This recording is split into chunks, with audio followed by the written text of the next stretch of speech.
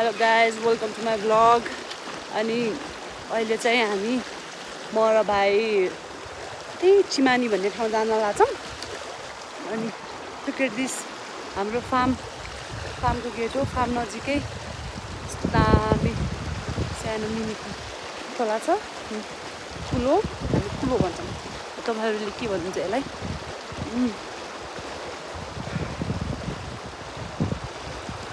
यो चाहिँ भाइ हो, तर हाइट यसो नापौँ भन्दाखेरि चाहिँ अनि ठुलै लाग्छ।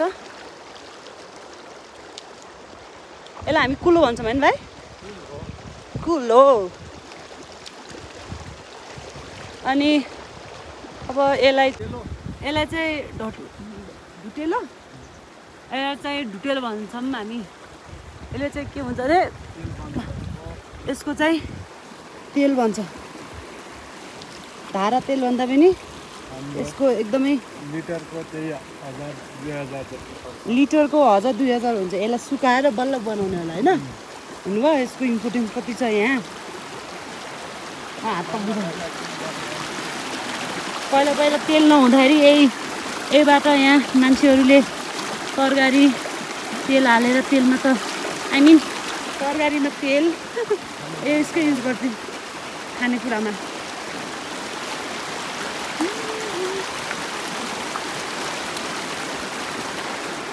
त्यो हो, त्यो छेउको रुखहरू छ नि, फर्स्ट डाँडाको रुखहरू, त्यहीँ जान लाग्यो हामी।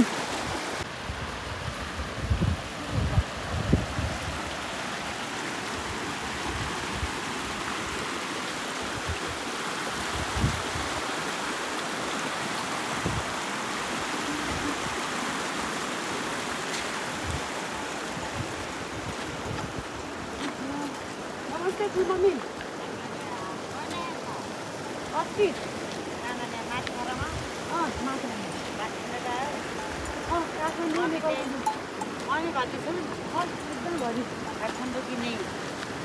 आज बुझ गाडी छ बुढी कहाँ लपडे थियो लपडे नै पार्नै पर्छ। मैले नजाने छोरी नजाने अब बिहे गर्नै पर्छ। तपाईँले बिहे गरेर के बच्चा बच्ची बिहे गरेर के पायो? गाई गोरु ए यो पनि काट्नु पर्छ होला। यो मोटा छ है। यस्तो बाली हुने आएछ, यो बुढो हुने आएछ। ए म भर्खरको तलक्क थियो छोरी हो।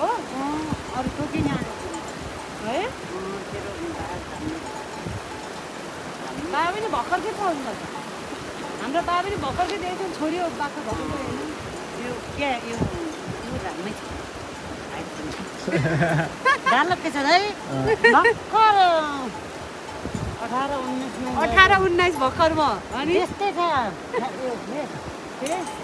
अहिले कहाँ छ भैँसी चराउनु जान लाग्छ? नयाँ छोरी गाली नै अरू त लग्छ फेरि नहुन्थ्यो त्यस्तैको लागि हो मेरो भित्र लागि म नहुँदैन त्यहाँ लुगा बनाएर। कहाँ त्यहाँ नहुन्छ तिमीहरू?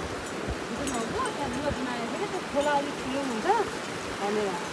सबै परिवार हजुर कति छ? लुगा ठिक हुन्छ? ठिकै छ छोरी। ए गाई गोरुलाई कहाँ लगेर उ गर्नु? कहीँ न कहीँ त्यही दिन खाने पत्ता हिँड्ने खाँदैन हामीले। गाई अलिकति हिँड्दाखेरि पनि सास फुलिसक्यो मेरो। तेरो के छ अवस्था? मेरो त केही छैन, नर्मल हो। त्यही भएर म चाहिँ थाकिसकेँ, पुरै पैसा लागिसक्यो झन् यस्तो गर्मीमा। गाइती बाबा दारी साली पारिसकेछ त भाग्यमानी। यसको रौँ त खुलेको बाजे भइसकेछ।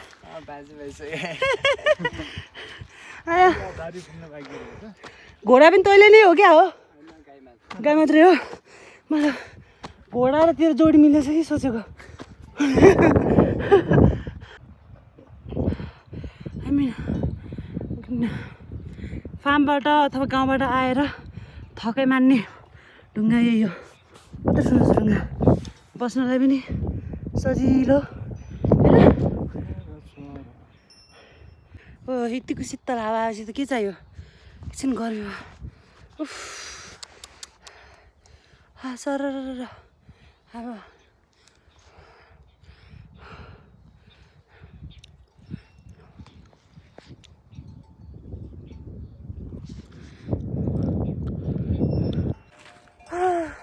हामी हिँड्दा हिँड्दा थाकिसक्यो हैन यस्तो चर्को घाम छ टोपी लगाउनै पर्यो हैन चस्मा हावाहुरी बेसी चल्छ बचाउनु पर्यो अनि अब यहाँको नेचर चिजहरू प्लस गाईको घन्टी सुन्न पाउँछ घन्टी सुन्न पाइन्छ कहाँ नै मगमग हुन्छ मगमग त बास्नाले पो हुन्छ त कहाँ नै वाडेबर हुन्छ हामी फार्ममा आइपुग्यौँ फार्ममा आइसक्यौँ फार्ममा हेर्न सक्नुहुनेछ सक्नुहुनेछ हाम्रो स्याउ यसरी फलिरहेछ स्याउ यसरी फलिरहेको छ वा यसरी फलिरहेछ ठुलो हुन्छ हामीले टिपेर है काठमाडौँ पुर्याउने छ टिपेर हामीले काठमाडौँ अनि नेपालगञ्ज अरू विभिन्न ठाउँबाट अर्डर आएपछि हामी सबै ठाउँ डेलिभरी हुन्छ यो फार्म फुजी एप्पलको फार्म एकदमै ह्युजमा छ हाम्रो 30,000 बिरुवा यही ठाउँमा छ र जङ्गल हेर्न सक्नुहुन्छ यस्तो राम्रो छ नजिकको जङ्गल तपाईँको प्लेन यसले गर्दा तपाईँको इन्भाइरोमेन्ट स्याउको लागि एकदमै राम्रो हो जस्तै हाम्रो मान्छेलाई पिसफुल ठाउँमा अथवा अब तपाईँको एउटा सुविधा भएपछि एकदमै मान्छे हेल्दी हुन्छ त्यस्तै अनुसारले स्याउलाई पनि नोइज पोल्युसनबाट एकदमै टाढा गऱ्यो भने यसको चाहिँ स्याउको क्वालिटी यसको स्याउको टेस्ट पनि ठिक छ नमस्ते तपाईँलाई घाँस हो मेसीले काम गरेन कि के हो ठिक छ हाँसे भएपछि अल्टरनेटिभ पनि गर्नु पर्यो त होइन ल घाँस खानु पर्यो होइन धनियाँ टिप्न धनियाँ लाउनु पर्यो त हामी जङ्गलमा पिकनिक खान जाँदैछौँ तपाईँ पनि जाने कि सर हिँड्न सक्नुहुन्न होला हो धनियाँ अलिक बास्न आउने धनियाँ भाइ साग पनि लग्ने कि भाइ 2-3 साग लग्ने कि हामी चाहिँ पिकनिक खान कुकम्यान भाइ हो कुक नामको मात्रै यहीँ स्यासे भयो यार कहाँबाट चाहिँ फेरि माथि फेरि यहाँ आउनुहुन्छ कहाँ माथि फेरि यहाँ आउनु है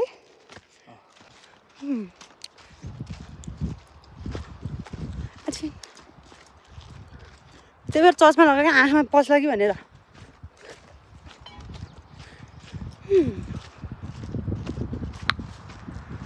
ओ हावा टोपी उठाउँछ जस्तो छ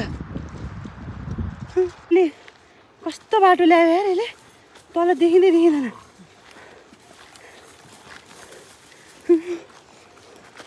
तल कस्तो पो छ यो ठाउँ खाइ छ कि के छ हेर्न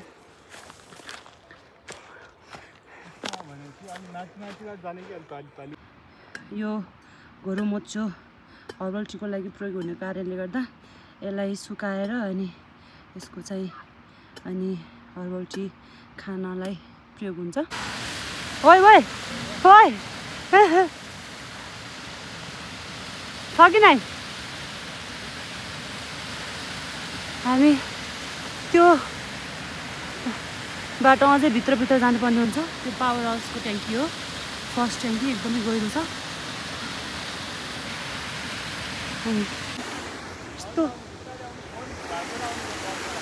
यस्तो झारीमा त्यो केटाले लगेर मलाई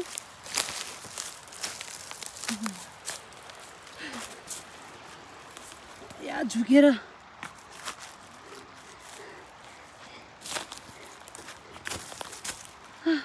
यस्तरी हिँड्नु परिरहेछ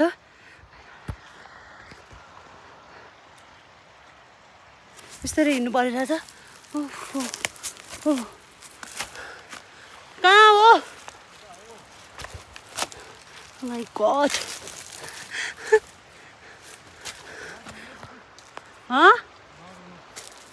किन रुने हो र ओ माई गड अहिले छ है बिस्तारै अगाडि कहाँ अहिले तासन त पर माथि माथि बिस्तारै अँ यस्तो लात्ती ल्याउँ त जा जा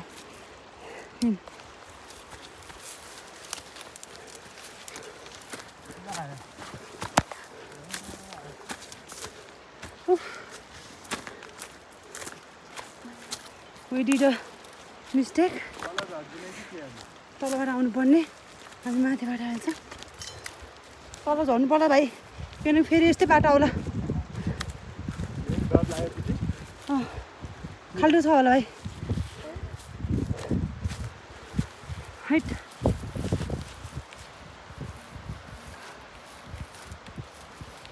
यस्तो पसिना भइसक्यो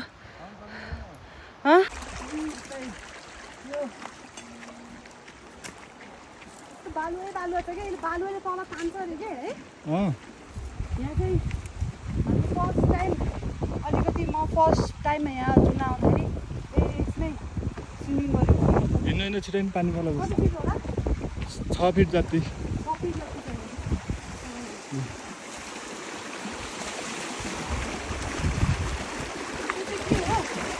ल्याऊ हो पर्छ म त पिपलको बोट है फेभरेट ठाउँ यो पिकनिक खाने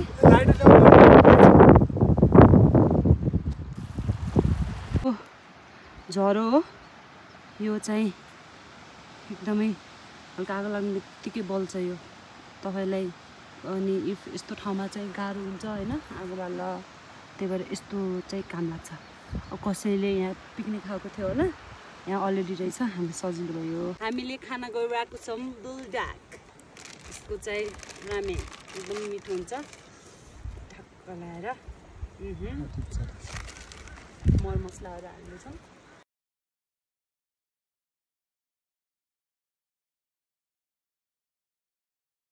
पानी परिसक्यो है पानी परिसक्यो यहाँ अब हामी के अरे यो खाँदै अब प्याकिङ गर्नतिर लाग्छ होइन आगो मारिदिउँ क्या हो आगो मारेर तल लाउनुपर्छ कुदिहाल्नु पर्छ हामी चाहिँ त्यहाँ रुख यस्तै थाम न अहिले पानी अलिक छेक्ने ठाउँमा गएर बस्दैन क्या त्यति यसरी खायौँ थर्मस तल खस्यो चिप्लेर यसरी खाइरहेछ यहाँ एकजना पानी परिरह यो रुखको सहाराले खाइरहेछौँ त्यही पनि ल घर कसरी जाने यसरी को खान्छ जङ्गलमा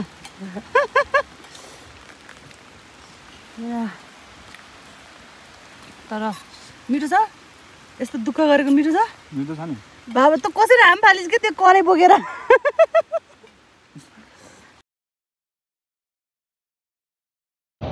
ओ माई गॉड हामी पानीमा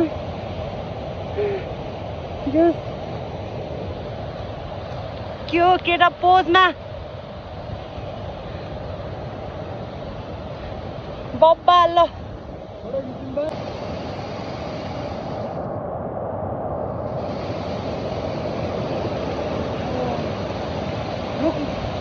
अब पिकनिकमा आउने हो त भाइ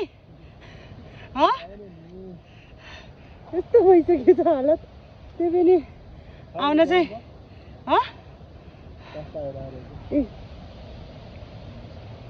पुरै भिजिसक्यौँ हामी पुरै लिटरली सबै यताबाट है यताबाट झन् डेन्जर छ है यताबाट छ ओखरको रुखहरू देख्न सक्नुहुन्छ जङ्गलमा आफै फलेको अनि यसरी गाह्रो छ अघि तेरो फोटो कस्तो लाग्यो भाइ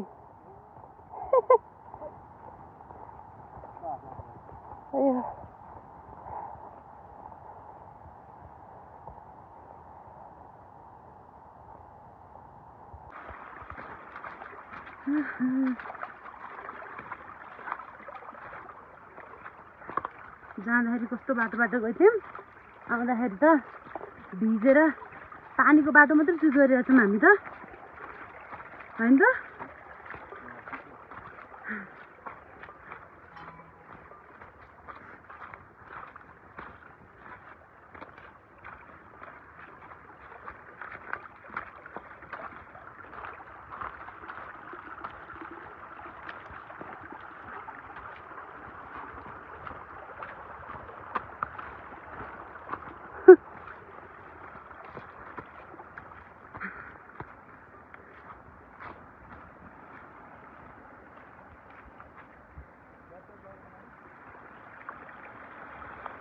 अहिले भिजेर भए पनि हामी लोकेसनमै आयौँ बस्ने ठाउँमा। अब पुरै भिजेको कारणले गर्दा अब फ्रेस भएर आगो तापेर बस्नेछौँ। चिसो भिजेर पुरै कपडा